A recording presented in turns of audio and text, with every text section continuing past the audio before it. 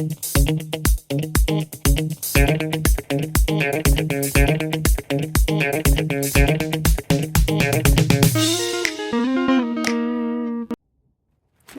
hi.